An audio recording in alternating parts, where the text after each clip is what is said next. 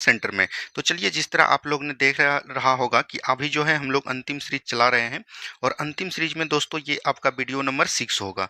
इससे पहले हमने 5 वीडियो आपको करवा रखा है, अगर आपने नहीं देखे हैं तो जाके जरूर देखिएगा, यहाँ से आपको बहुत ज़्यादा फायदा मिलेगा। और आज जो है दोस्तों 2 PM में आपको जो है याद रखनी है, मॉडर्न हिस्ट्री का मैराथन आ रहा है। इसमें जो है मॉडर्न हिस्ट्री के जितने भी सवाल आपको पूछे जाते हैं वो आपको समाप्त हो जाएगा। तो आज मॉडर्न हिस्ट्री को समाप्त भी करेंगे और इसका पूरा मैराथन आपको हम करवाएंगे। ये आपको 2 PM में वीडियो आ जाएगा, ठीक है। तो चलिए बिना देरी का शुरुआत करते हैं हम लोग पहले क्वेश्चन की तरफ से।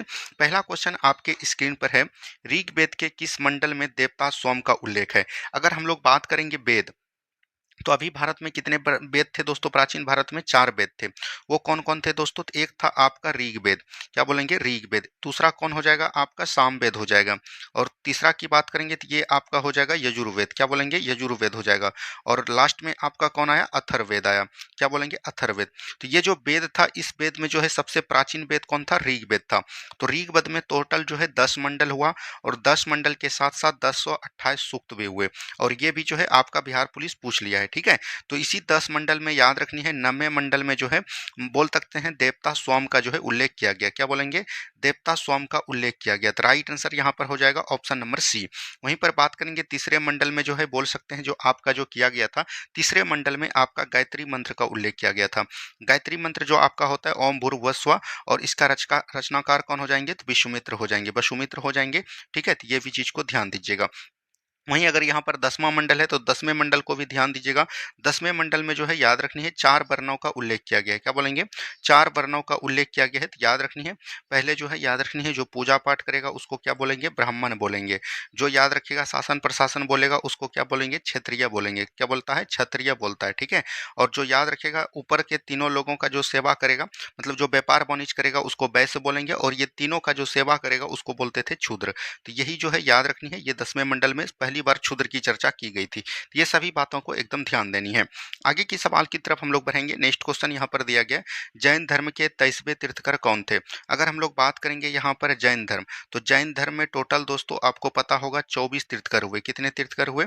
24 तीर्थकर हुए। और 24 तीर्थकर में याद रखनी है जैन धर्म के सबसे पहले तीर्थकर जो हुए आपका ऋषभनाथ हुए, क्या बोलेंगे? ऋषभनाथ, ठीक है। ऋषभ देव भी बोलते हैं इसको, ऋषभनाथ भी बोलते हैं, ठीक है। और इन्हीं को हम लोग आदिनाथ के नाम से जानते हैं, क्या बोलेंगे? आदिनाथ के नाम से जानते हैं। और जैन धर्म का जो है बोल सकते हैं संस्थापक आपको पूछेगा तो संस्थापक भी आपका कौन हो जाएगा? तो याद रखनी है आपका ऋषभ देव हो जाएंगे, ठीक है। और याद रखनी है अगर जैन धर्म का वास्तविक संस्थापक आपको पूछ दिया, वास्तविक संस्थापक में जैन धर्म के 24वें तीर्थकर हो जाएंगे, और वो कौन हो जाएंगे? महावीर स्वामी हो जाएंगे। कौन हो जाएंगे दोस्तों? महावीर स्वामी हो जाएंगे, ठीक है। तो यहाँ पर आपको 23वां तीर्थकर पूछा है, तो 23वां तीर्थकर कौन हो जाएगा? आपका पार्श्वनाथ हो जाएंगे। कौन हो जाएंगे? पार्श्वनाथ हो जाएंगे, ठीक है। तो ऑप्शन नंबर सी हो जाएगा। अगर पार्श्वनाथ की प्रतीक चिन्ह की बात करेगा तो ये हो जाएगा सांप, क्या हो जाएगा? सांप हो जाएगा दोस्तों। अच्छा, इनका जन्म कहाँ पर हुआ था? तो याद रखनी है वाराणसी में हुआ था। कहाँ पर? वाराणसी में। और याद रखनी है वाराणसी के अश्वसेन के राजा अश्वसेन के पुत्र कौन थे? पार्श्वनाथ, ठीक है। ऋषभ देव का प्रतीक चिन्ह अगर पूछेगा तो ये आपका हो जाएगा बोल सकते हैं सांड या बैल बोल सकते हैं, ठीक है। और अगर अरष्टी ने भी ये जो है 22वें तीर्थकर हुए, और इसका पहचान चिन्ह याद रखनी है शंख हो जाएगा। और उसके बाद महावीर स्वामी का जो है याद रखनी है अंतिम तीर्थकर, और उसका पहचान चित्र सिंह हो जाएगा, ठीक है। किसी को कोई प्रॉब्लम नहीं हुआ होगा। आगे की सवाल की तरफ बढ़ते हैं। नेक्स्ट क्वेश्चन को हम लोग देखेंगे, निम्न में से किस अभिलेख होगा यहाँ पर, किस अभिलेख में जो है अशोक का नाम अशोक मिलता है? कई बार हमने बता दिया था। देखिए, बोल सकते हैं कि मौर्य वंश का जो है सबसे प्रतापी शासक कौन हुआ? मौर्य वंश का सबसे प्रतापी शासक आपका देखने को मिलता है अशोक। अशोक ऐसे शासक हुए जिन्होंने की याद रखनी है सबसे पहले जो है अभिलेख जारी किया, क्या बोलेंगे? अभिलेख जारी किया। और इनका जो है याद रखनी है इन्होंने कई अभिलेख किए, लेकिन सबसे उनमें से 14 जो अभिलेख थे वो सबसे बड़ा अभिलेख माना जाता है। और याद रखनी है ये जो आपका है मास्की, क्या बोलेंगे? मास्की हो जाएगा। उसके बाद आपका गुर्जरा हो जाएगा। उसके बाद आपका उडेगुलम हो जाएगा, उडेगुलम हो जाएगा। और याद रखनी है एक आपका नेट्टूर, क्या याद रखेंगे? नेट्टूर।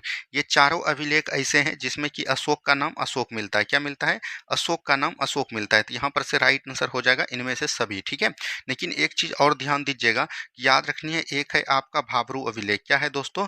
अशोक का है भाबरू अभिलेख। और भाबरू अभिलेख में जो है इन्होंने मगध का सम्राट बताया, क्या बताया? अपने आप को मगध का सम्राट, यानी सम्राट की उत्पत्ति कहाँ पर किया गया था, तो भाबरू अभिलेख में। भाबरू अभिलेख कहाँ पर है दोस्तों, राजस्थान में है, ठीक है। अशोक से और याद रखनी है एक जो है इनका 13वां अभिलेख, आपको ध्यान दीजिएगा 13वां अभिलेख में जो है कलिंग युद्ध की चर्चा की गई है, ठीक है। कलिंग युद्ध की चर्चा एकदम इंपॉर्टेंट है, आपके कई एग्जाम में पूछे गए हैं, ठीक है। तो ऑप्शन नंबर डी बिल्कुल राइट आंसर हो जाएंगे। आगे की बात करेंगे, नेक्स्ट क्वेश्चन यहाँ पर दिया गया है, महमूद गजनी का सबसे चर्चित आक्रमण सोमनाथ मंदिर कब हुआ। देखिए महमूद गजनी ने जो भारत पर जो है 1000 ईस्वी से लेके 1027 ईस्वी तक आक्रमण किया और टोटल बोल सकते हैं 17 बार आक्रमण किया। कितना बार किया दोस्तों, 17 बार आक्रमण किया, ठीक है।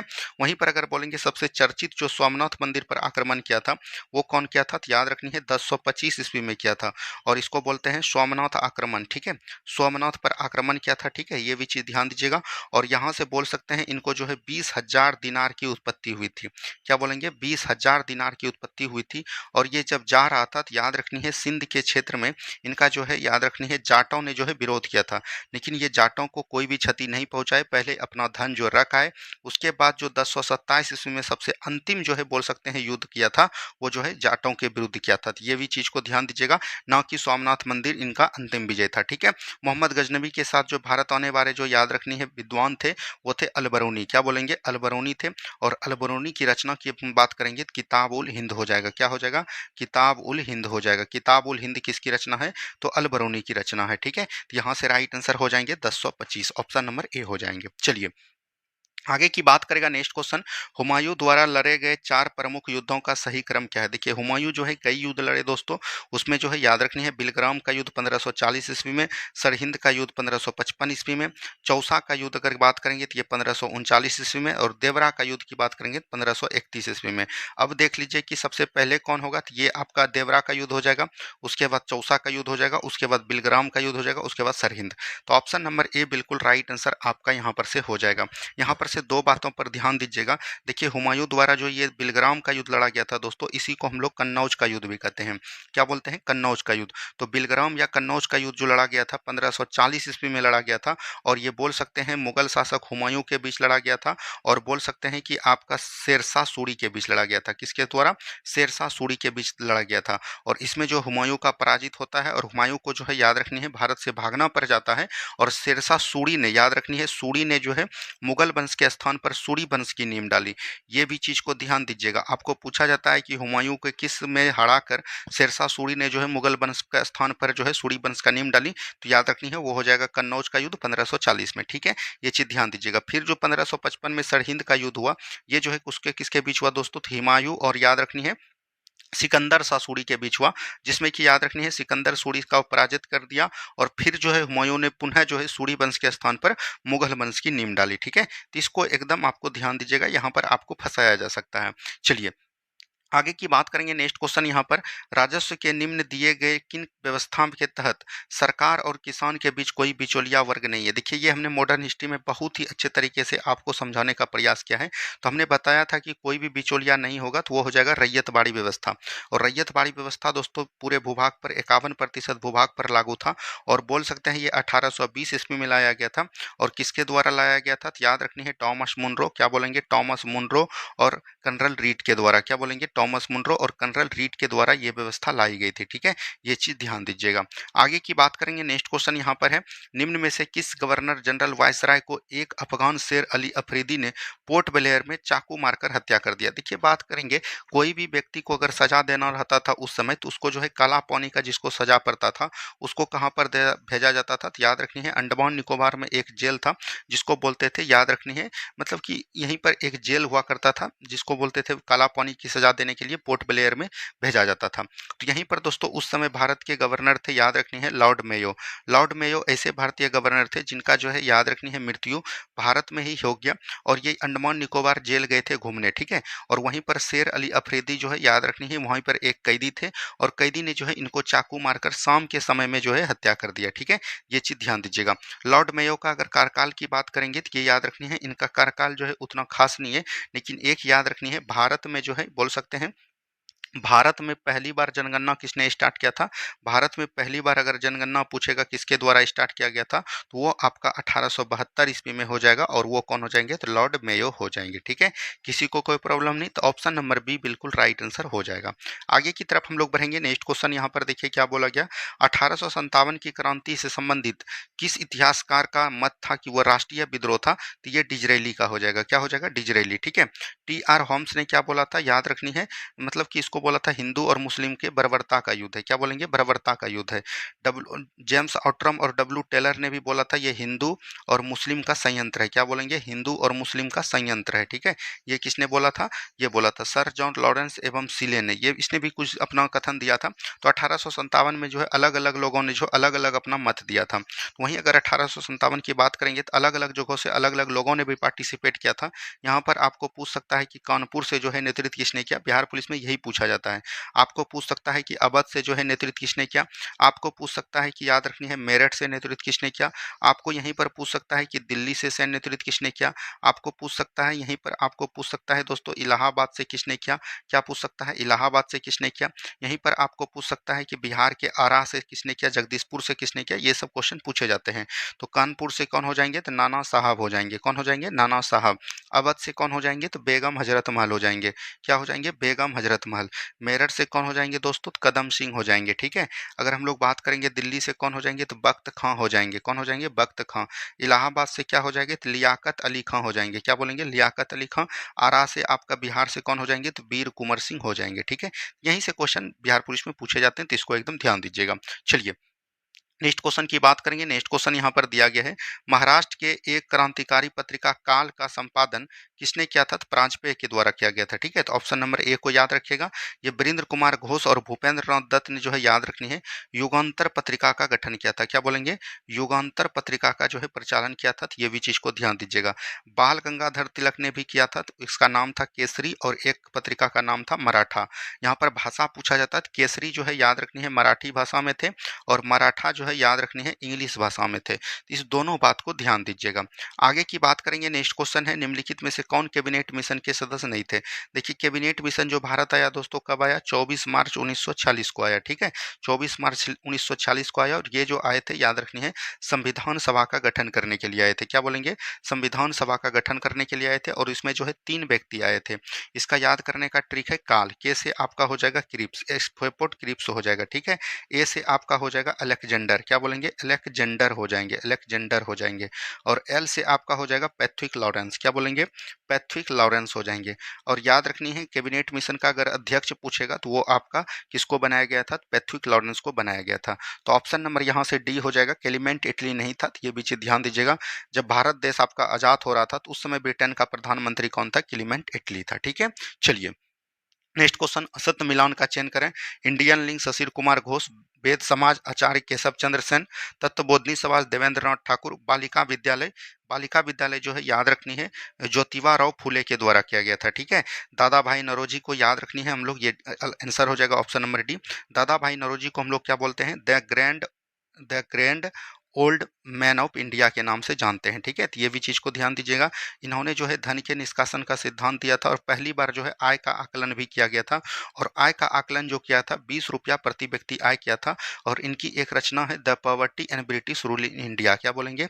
The poverty in British rule in India जो है इन्हीं की रचना है। ठीक है, चलिए आगे की बात करेंगे। किस आयोग की सिफारिश पर लोक सेवा आयोग की गठन की अनुशंसा किया गया?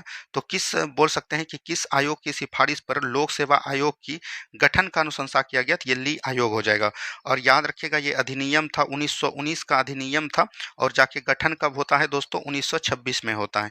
ये दोनों बात को ध्यान दीजिएगा। अगर गठन पूछेगा तो 1926 और अधिनियम पूछेगा तो 1919 का अधिनियम हो जाएगा। ठीक है, बटलर समिति कब आया था? 1927 में आया था। साइमन आयोग भी दोस्तों याद रखनी है भारत 1928 में आए थे। क्रिप्स आयोग जो है 1942 में आया था। ठीक है, तो इन सभी बातों को ध्यान दीजिएगा। आगे की बात करेंगे। नेक्स्ट क्वेश्चन यहाँ पर दिया गया है, निम्न में से किसकी डेकामेरॉन प्रसिद्ध पुस्तक है? तो डेकामेरॉन जो प्रसिद्ध पुस्तक है ये किसका पुस्तक है? ये चीज पूछा गया है।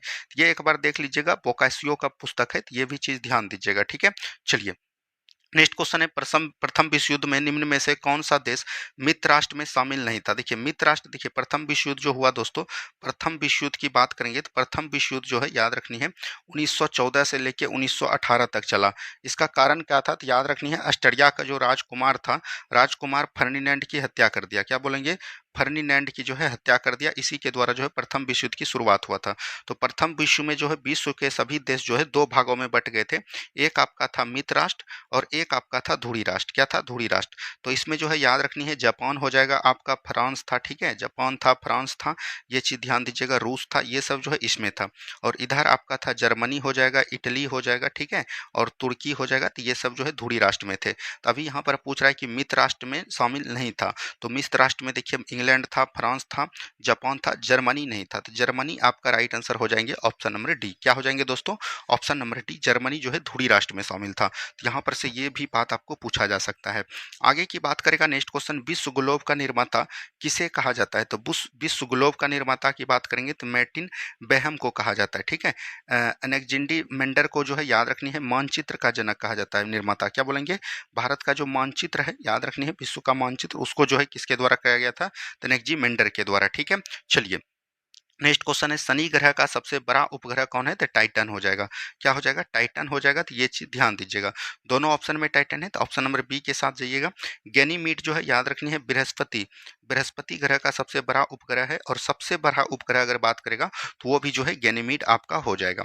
चलिए आगे की बात करेंगे। नेक्स्ट क्वेश्चन है, निम्न में से कौन सा हिमालय काली एवं तीस्ता नदियों के मध्य पाया जाता है। अगर हम लोग बात करेंगे भौगोलिक रूप से जो है याद रखनी है, भौगोलिक रूप से जो है हिमालय भागों को चार भागों में बांटा गया है, ट्रांस हिमालय, बृहद हिमालय, लघु हिमालय, शिवालिक हिमालय।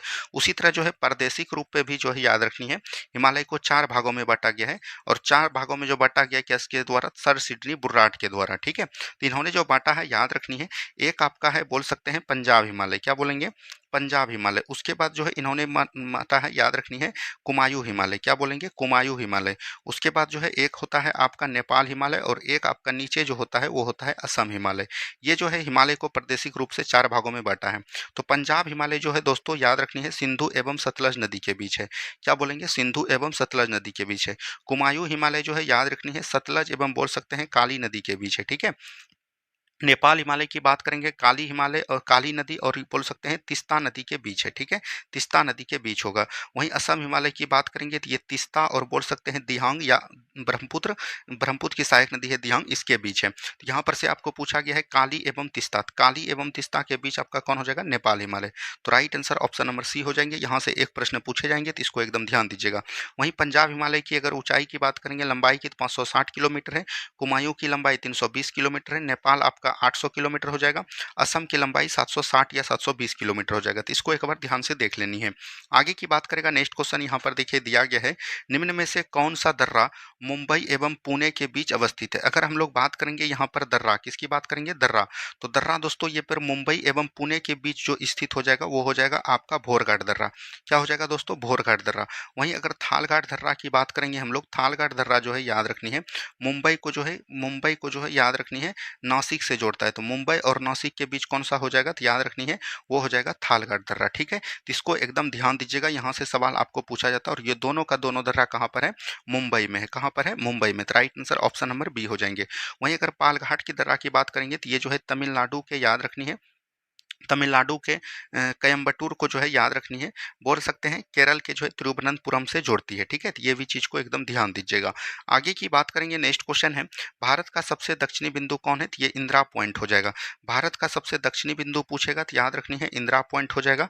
इसी को हम लोग जो है पिग्मेलियम पॉइंट के नाम से जानते हैं, इसी को कन्याकुमारी भी बोला जाता है। वहीं सबसे अगर उत्तर में पूछेगा तो ये आपका इंदिरा कौल हो जाएगा। क्या हो जाएगा दोस्तों, इंदिरा कौल हो जाएगा, ठीक है। सबसे पूरब में अगर बात करेगा, सबसे पूरब में आपका हो जाएगा याद रखनी है किबीथू। क्या बोलेंगे, किबीथू। और किबीथू कहाँ पर है, अरुणाचल प्रदेश में है। और सबसे अगर पश्चिम की बात करेगा तो ये हो जाएगा गुहार मोती। गुहार मोती याद रखनी है कहाँ पर है, गुजरात में है। कहाँ पर है दोस्तों, गुजरात में। तो ये सभी बातों को ध्यान देनी है। चलिए नेक्स्ट क्वेश्चन है, यहाँ पर दिया गया निम्न में से किस नदी का उद्गम बेरीनाग के समीप शेषनाग झील से होता है? तो ये झेलम नदी हो जाएगा। क्या हो जाएगा? झेलम। रावी नदी जो है याद रखनी है हिमाचल प्रदेश में एक दर्रा है रोहतांग दर्रा, तो रोहतांग दर्रा से निकलती है। चिनाब नदी भी हिमाचल प्रदेश में एक दर्रा है, याद रखनी है वारालाचा दर्रा। क्या बोलेंगे? वारालाचा दर्रा से निकलती है। सतलज नदी जो है याद रखनी है तिब्बत के मानसरोवर झील के, याद रखनी है राकसताल झील से निकलती है। क्या बोलेंगे? राकसताल झील से निकलती है। और ये सभी नदियां जो है सिंधु की सहायक नदियां हैं। क्या बोलेंगे? ये सभी नदियां जो है सिंधु की सहायक नदियां हैं।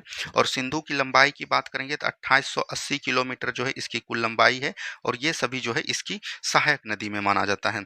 आगे की बात करेंगे, नेक्स्ट क्वेश्चन है, निम्न में से कौन सा झील उत्तराखंड में अवस्थित नहीं है? अगर हम लोग बात करेंगे उत्तराखंड में जो है सात ताल झील है, देवताल है, राकसताल है, चंद्रताल नहीं होगा। देखिए जिसके भी अंत में ताल लगेगा 90% है कि वो जो है कहाँ का होगा? उत्तराखंड का होगा। लेकिन दो झील एकदम याद रखिएगा, चांद्रताल और सूरजताल। ठीक है, सूरजताल, ये दोनों जो है उत्तराखंड में नहीं होगा। चलिए आगे की बात करेगा, ग्रीष्म ऋतु में चलने वाली आर्द्र हवाएं को किस राज्य में आम्र वर्षा मैंगो सेवर के नाम से जाना जाता है? तो ये जो है कहाँ पर जाना जाता है? केरल में। ठीक है, पूर्वी भारत में क्या बोलते हैं? नार्वेस्टर के नाम से जानते हैं। क्या बोलेंगे? नार्वेस्टर के नाम से जानते हैं। बंगाल में हम लोग इसको किस नाम से जानते हैं? काल बैसाखी के नाम से जाना जाता है। ठीक है, और कर्नाटक में क्या बोला जाता है? चेरी ब्लॉसम बोला जाता है। क्या बोलेंगे? चेरी ब्लॉसम बोला जाता है। ठीक है, ये सभी बात को ध्यान दीजिएगा। आगे की बात करेगा, नेक्स्ट क्वेश्चन है, निम्न में से किस क्रांति का संबंध मसाला उत्पादन? तो बादामी क्रांति हो जाएगा मसाला उत्पादन। गुलाबी क्रांति जो है झींगा उत्पादन से हो जाएगा। ठीक है, खाकी क्रांति जो है याद रखनी है चमड़ा उत्पादन से हो जाएगा।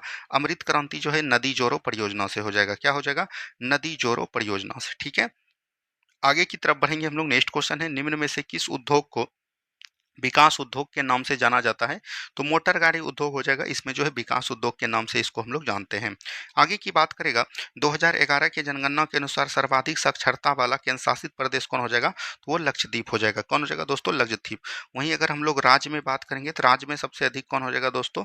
केरल राज्य हो जाएगा। लेकिन अभी अगर वर्तमान में पूछेगा 100% जो है पूर्ण साक्षर होने वाला राज्य आपका कौन हो जाएगा? तो ये मिजोरम। लेकिन ये जो है करंट की दृष्टि से, लेकिन अभी भी जो है वर्तमान में सबसे अधिक साक्षरता वाला राज्य पूछेगा तो केरल हो जाएगा। और सबसे अगर न्यूनतम कम पूछेगा तो वो अपना बिहार हो जाएगा। ठीक है, इसीलिए आप लोग पढ़िए और बिहार को जो है साक्षरता मुक्त कीजिए। चलिए आगे की बात करेगा, नेक्स्ट क्वेश्चन, संयुक्त राष्ट्र पर्यावरण कार्यक्रम का मुख्यालय कहाँ स्थित है? देखिए संयुक्त राष्ट्र पर्यावरण कार्यक्रम, इसको हम लोग बोलते हैं यूएनईपी। ठीक है, यूनाइटेड नेशन एनवायरमेंट प्रोग्राम। इसका जो गठन किया गया था 1945 में किया गया था। ठीक है, और इसका जो बोल सकते हैं हेडक्वार्टर की बात करेगा तो ये केन्या के राजधानी नैरोबी में है। कहाँ पर है? नैरोबी में। ठीक है, तो यहाँ पर से राइट आंसर क्या हो जाएगा? ऑप्शन नंबर बी हो जाएंगे। चलिए आगे की बात करेगा, निम्न में से कौन सा जैविक और जैविक संगठनों के मध्य बिचौलिया का कार्य करता है? तो बिचौलिया का कार्य कौन करेगा? तो उत्पादक करेगा। तो ऑप्शन नंबर ए हो जाएंगे बिल्कुल राइट आंसर। ठीक है, एक देखिए दोस्तों होता है उत्पादक और एक होता है उपभोक्ता। क्या बोलेंगे? उपभोक्ता होता है। उपभोक्ता जो है तीन प्रकार के होते हैं, प्राथमिक उपभोक्ता, द्वितीय उपभोक्ता, तृतीय उपभोक्ता। तो प्राथमिक उपभोक्ता में आते हैं शाकाहारी, द्वितीय उपभोक्ता में शाकाहारी मांसाहारी दोनों आते हैं। तो ये चीज भी ध्यान दीजिएगा। चलिए आगे की बात करेगा, संविधान सभा की प्रमुख समितियों में से किस समिति का अध्यक्ष डॉक्टर भीमराव अंबेडकर थे? तो प्रारूप समिति हो जाएंगे। तो ऑप्शन नंबर सी हो जाएंगे। अगर हम लोग बात करेंगे प्रारूप समिति का गठन कब किया गया था? 29 अगस्त 1947 को जो है गठन किया था। इसी को हम लोग मसौदा कमेटी के नाम से भी जानते हैं। ठीक है, इन्हीं को हम लोग ड्राफ्टिंग कमेटी के नाम से भी जाना जाता है। अगर बात करेंगे प्रारूप समिति में टोटल 7 सदस्य थे, 6 सदस्य अलग थे और एक जो है डॉक्टर भीमराव अध्यक्ष थे। उसमें जो 6 सदस्य थे, आपका बिहार पुलिस में कई बार पूछ दिया है, याद रखनी है, आपको याद रखनी है के एम मुंशी। क्या बोलेंगे? के एम मुंशी को ध्यान दीजिएगा। उसके बाद जो आपको ध्यान दीजिएगा, दूसरा की बात करेंगे तो वो हो जाएगा अल्लादी कृष्ण स्वामी अयंगर। क्या बोलेंगे? अल्लादी कृष्ण स्वामी अयंगर। थोड़ा नाम लिख रहे हैं, आपको बोल रहे हैं हम पूरा, कृष्ण स्वामी अयंगर। तीसरा की बात करेगा तो हो जाएगा एन गोपाल स्वामी अयंगर। क्या बोलेंगे?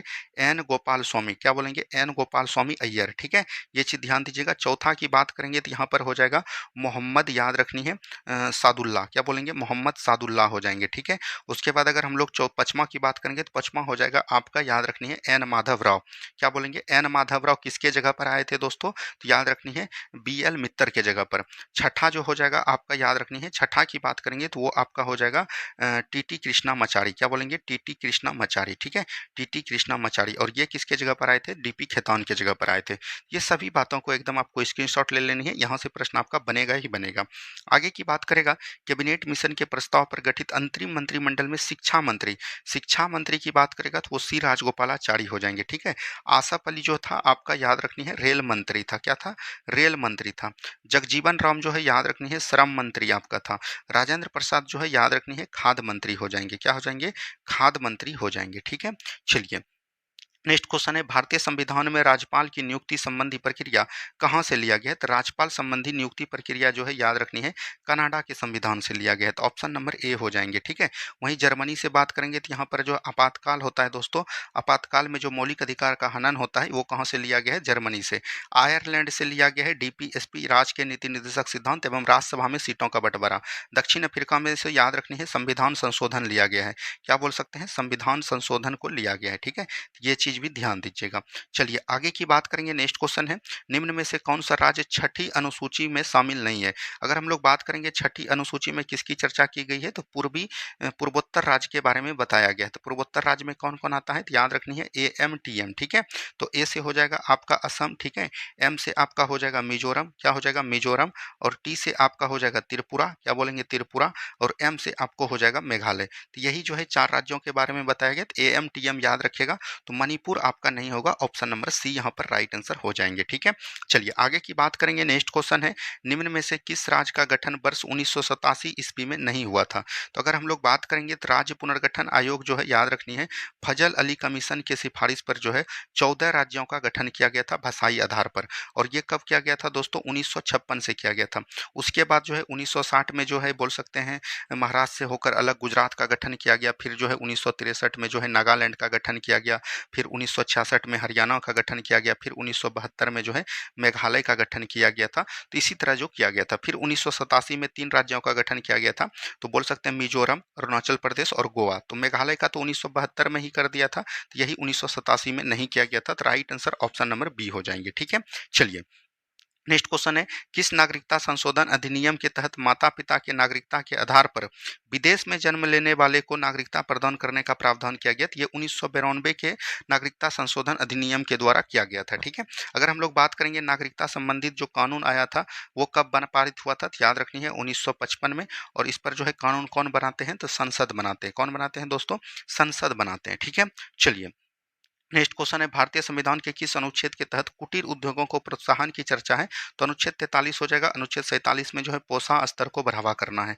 क्या बोलेंगे? पोषण स्तर को बढ़ावा देना। और इसी में जो है मादक पदार्थ पर भी नियंत्रण है। अनुच्छेद 48 में क्या है? कृषि एवं पशुपालन। क्या बोलेंगे? कृषि एवं पशुपालन की चर्चा की गई है, ठीक है। अनुच्छेद 51 में क्या है? याद रखनी है विदेशी शांति या अंतर्राष्ट्रीय शांति, जो भी बोल सकते हैं, ठीक है। ये सब जो है हमने कई बार आपको कर दिए हैं। तो ये सभी जो है अनुच्छेद जो है DPSP से संबंधित आर्टिकल हैं, ठीक है। चलिए नेक्स्ट क्वेश्चन है, निम्न में से कौन 2 बार उपराष्ट्रपति एवं 1 बार राष्ट्रपति बने हैं? तो वो हो जाएंगे सर्वपल्ली राधाकृष्णन। क्या बोलेंगे? सर्वपल्ली राधाकृष्णन हो जाएंगे, ठीक है। सर्वपल्ली राधाकृष्णन बोल सकते हैं एक ऐसे राष्ट्रपति थे जो कि दार्शनिक थे। क्या बोल सकते हैं? दार्शनिक थे। वहीं अगर हम लोग राष्ट्रपति के बारे में बात करेंगे तो अनुच्छेद 52 में राष्ट्रपति की चर्चा है। 53 में बोला गया है कि संघ की कार्यपालिका शक्ति राष्ट्रपति में निहित होगी। अनुच्छेद 54 में निर्वाचन मंडल है। 55 में जो है निर्वाचन पद्धति है। 56 में कार्यकाल है। 57 में आपका जो है पुनः निर्वाचित हो सकते हैं, दोबारा निर्वाचित हो सकते हैं। 58 में योग्यता है। 59 में आपका जो है क्या होता है? सेवा एवं शर्तें। 60 में आपका शपथ है। 61 में आपका महाभियोग है, ठीक है। चलिए आगे की बात करेगा, किस संविधान संशोधन अधिनियम के तहत लोकसभा और राज्य विधानसभा में आंग्ल भारतीय के लिए सीटों का आरक्षण को समाप्त किया? देखिए एक आर्टिकल था 331 के द्वारा जो है लोकसभा में 2 आंग्ल समुदाय को जो है शामिल किया जाता था। और 332 में जो है एक जो है विधानसभा सीट में जो है इसको जो है शामिल किया जाता था। लेकिन एक संविधान संशोधन होता है 104वां संविधान संशोधन। 104वां संविधान संशोधन में 2 आंग्ल इंडियन को जो सम्मिलित किया जाता था लोकसभा में और विधानसभा में एक, उसको जो है खारिज कर दिया, समाप्त कर दिया, क्योंकि अब जो है एंग्लो इंडियन की मतलब कि बोल सकते हैं उतनी जनसंख्या नहीं रही है। वहीं 101 की बात करेंगे तो इसमें जो है जीएसटी का उल्लेख किया गया, 102 में जो है ओबीसी वर्गों के लिए किया गया था, तो 103 में जो है ईडब्ल्यूएस के लिए किया गया था। ठीक है, तो ये सभी बात को भी ध्यान देनी है। आगे की बात करेंगे हम लोग, नेक्स्ट क्वेश्चन यहाँ पर है, निम्न में से कौन अदिश राशि है? अदिश राशि की अगर हम लोग बात करेंगे तो ये आपका जो है याद रखनी है, विद्युत धारा जो है अदिश राशि हो जाएगा। अदिश राशि उसको बोलते हैं जिसमें सिर्फ और सिर्फ जो है याद रखनी है परिणाम नहीं हो, सिर्फ दिशा हो। लेकिन सदिश राशि की अगर हम लोग बात करेंगे तो सदिश राशि में परिणाम और दिशा दोनों होता है। क्या बोलेंगे? परिणाम और दिशा जो है दोनों होता है, उसको हम लोग सदिश राशि कहते हैं। ठीक है, ये चीज ध्यान दीजिएगा। जैसे बोल सकते हैं यहाँ पर चाल, चाल एक प्रकार का जो है क्या है दोस्तों? अदिश राशि है। क्या है? अदिश राशि है। जैसे एक प्रकार का हो जाएगा वेग, वेग जो है आपका क्या है? सदिश राशि। अब कैसे सदिश राशि है? अब यहाँ पर से थोड़ी सी बात को समझिएगा। अगर हम लोग बात करेंगे यहाँ पर जो है सदिश राशि और अदिश राशि, चाल कैसे सदिश राशि है? किसी व्यक्ति को जो है बोल सकते हैं कि पटना से कटिहार स्थानांतरित करना है, तो वो बोल देगा कि 20 किलोमीटर पर आवर से जो है चल रही है ट्रेन, तो उसमें जो है दिशा का कोई भी सूचक नहीं किया, तो ये अदिश राशि हो जाएगा। लेकिन वहीं जब हम लोग सदिश राशि की बात करेंगे तो बोलेगा कि याद रखनी है कोई व्यक्ति जो है 20 किलोमीटर पर आवर से पटना की तरफ से कटिहार की ओर अग्रसित है, तो यहाँ पर दिशा भी बता दिया और बोल सकते हैं कि परिणाम भी बता दिया, तो ये जो है वेग आपका सदिश राशि हो जाएगा। वैसे जिसमें भी बॉल लगा रहे वो जो है अधिकांश जो है आपका सदिश राशि होता है। ठीक है, चलिए नेक्स्ट क्वेश्चन है, न्यूटन के गति के किस नियम द्वारा बल का व्यंजक प्राप्त होता है? तो बल का व्यंजक प्राप्त जो है याद रखनी है, न्यूटन के टोटल 3 नियम है। तो न्यूटन के पहले नियम से बल की परिभाषा ज्ञात होता है। क्या होता है?